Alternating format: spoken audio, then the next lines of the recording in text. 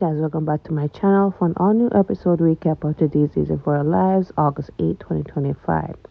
So we start off with Brady and Marlena. So Marlena is in a hurry to go to Johnny's trial. She just dropped off Sammy. And Brady saying that she could stay for the trial, and she said no, she had to go back. And Johnny insisted on her going back home to take care of Sydney because she has some physical therapy sessions. Brady has a package to deliver for Sophia and Tate's baby. They got the address, and it's attached with a letter that Tate wants to see them and also the baby. So hopefully that can provide some closure for him, and Marlena is happy to hear that as well.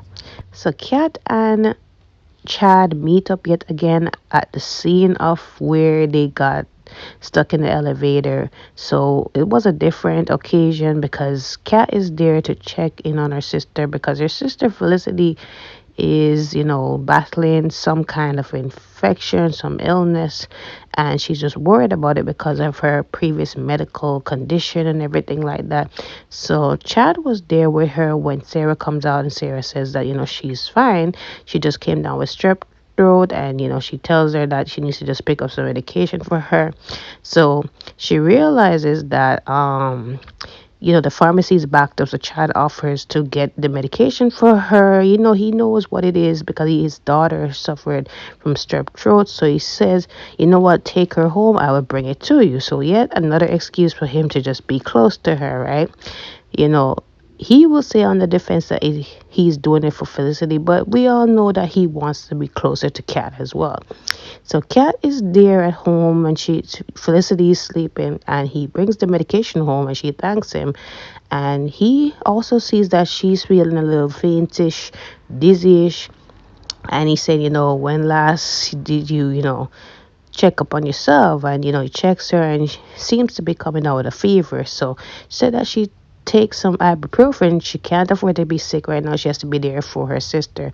But he said, you know what, let me stay here. Julie's with the kids. I'll take care of you both because it's a lot for you to take care of Felicity and yourself. So I'll sit here and take care of you. So he goes ahead and get the medication.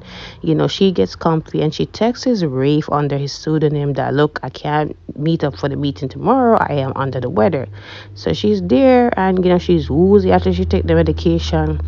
And he checks her again, and she's talking to herself about, I should have told you.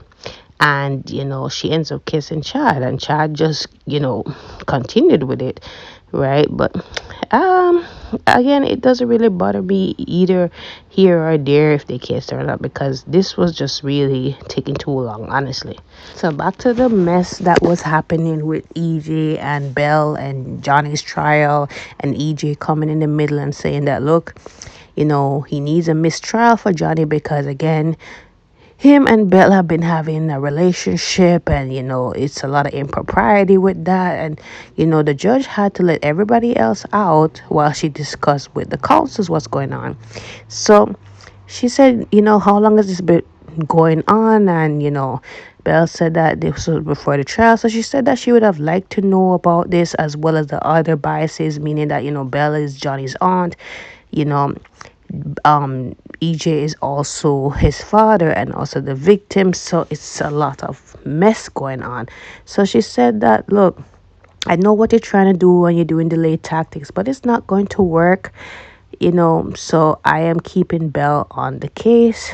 The trial will continue with her doing what she's doing. So Belle is already annoyed, upset at what is going on, and that it was despicable. So she said, you know what, I'll continue to do my job. And the judge said that I will be watching you for objectivity going forward, right?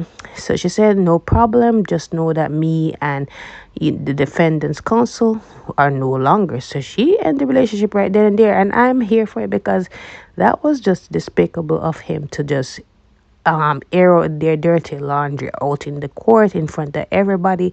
I get that he's trying to come with a mistrial, but he ended up losing a great relationship with Belle, and then being scrutinized even further, right? So at some point, Belle said, look, I can't believe you humiliate me like this. And, we are done. Like, I thought you would have hurt me like this. I'm such a fool for taking you back for another time. But just know that you're dead to me, right? So I'm here for it because EJ made a total fool of himself in court today. And Johnny was out there, Marlena came to support him and she's saying what's going on. So he fills her in on the fact that, my dad happened and my dad, let me, I had to on the oath talk about their relationship and the judge had to let everybody out so that, she can discuss what's going on. But it's not looking really good at all, right? So at some point, Belle does come out and talk to her mom, and she said, "Look, you are right about him. Definitely, this is done for me. Like, I need to go home before anybody sees me falling apart." EJ was out there before she actually talked to him privately. Marlena was gonna be, Mama Bear about it and said, "Haven't you done enough damage?" So Belle did tell her that, "Look, I can handle it. I need to tell him something one last time." Johnny leaves at some point as well. Johnny did actually end up talking to his father before he ended up leaving the courthouse. I will get into it in a second. And he was like, "Dad, what was going on in the trial today? Like, how could you humiliate Aunt Belle like this?" And Johnny said, "Look, I had to do what I had to do. I had to try whatever it is, even if it's to sabotage my relationship to make sure that you go free.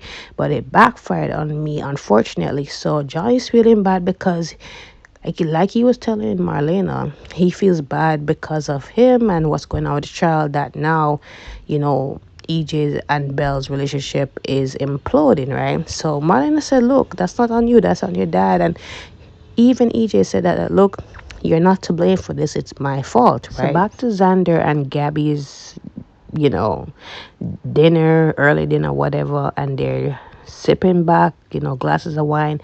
And again, I'm enjoying the conversation, even though we know that Gabby have an ulterior motive. I am enjoying their chemistry and I'm enjoying their time together. And Gabby's finding out more about him because now he's boozed up and he's talking about his personal life, his traumatic relationship with Victor, and how Victor would think that he was the scum of the earth, treat him like the black sheep of the family, reduce him to the gardener. He didn't feel like his dad would be proud of him, but Gabby was trying to boost his ego and said, "Look, like, you've done a great job to take over the mirror and acquire it with Titan, and then, working together to, something that your dad didn't get to achieve while he was still alive. He would definitely be proud of you for how you turn things around and how you're managing with that and working with Philip, and also, your marital problems with Sarah." So she wanted to pry it further and it said, "What happened between you and Sarah?" And he said that, without going into detail, he said that, "Look, I did something that I completely regret and I hurt Sarah in the process. And she also did something that I totally cannot forgive." So, she didn't go, she asked him for more details, but he didn't go further into that. She also asked him about the whole thing with Philip and the assault. And, he didn't go into detail. So I'm glad that that didn't happen because he was almost there at that point to talk about it where, he was saying that, it's kind of an issue working with Philip and all that. So, anyways, Gabby feels as if she has him hook, line, and sinker.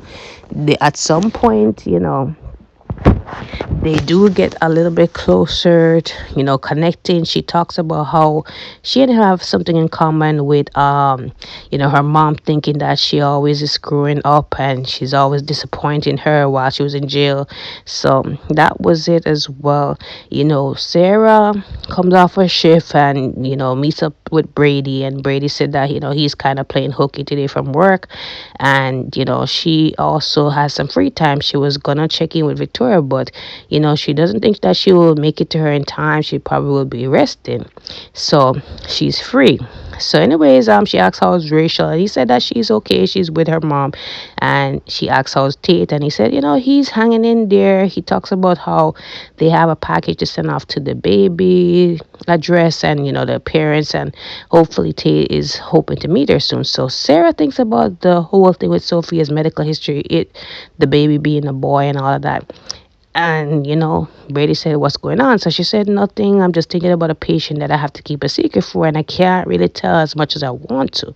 So, anyways, Brady said about that dinner. I know we were supposed to have it with Rachel, but since she's with her mom, you want to take me up on the offer. So she said, "Okay, cool, let's go." So while Sarah and Brady are coming into the restaurant, they ended up coming in at the point where, Gabby leaned in to kiss Xander, and of course that ruffled Sarah's feathers.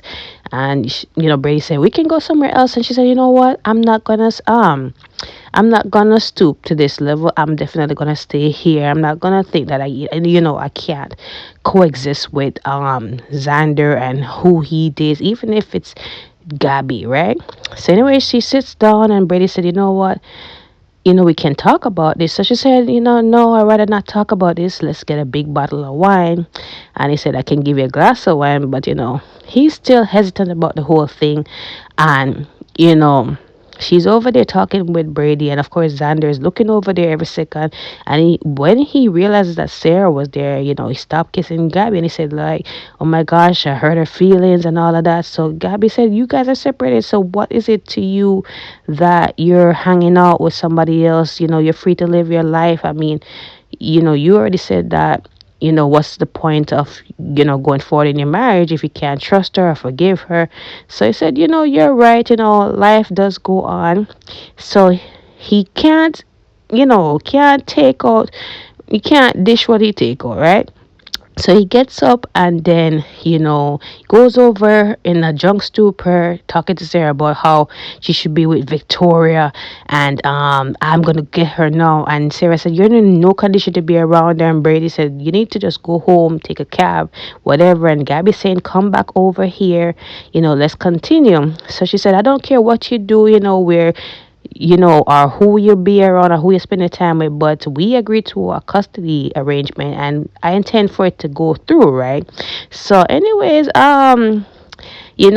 she kisses Brady as well, right? And that's to Xander's dismay. But I am here for it because what is Xander thinking, right? He feels as if he can go ahead and do that and then feel any type of way if Sarah choose to hang out with somebody else, and then to, like, disrespect her about she should be around Victoria and all of that, and he wants her now. Like, he knows he's not in no condition for her right now. But anyways, that was it. I enjoyed today's episode, and it's a lot of mess, a lot of breakups, and then a lot of surprises today. So let me know your comments on today's episode. Don't forget to like, follow, subscribe to my channel. Have a wonderful weekend.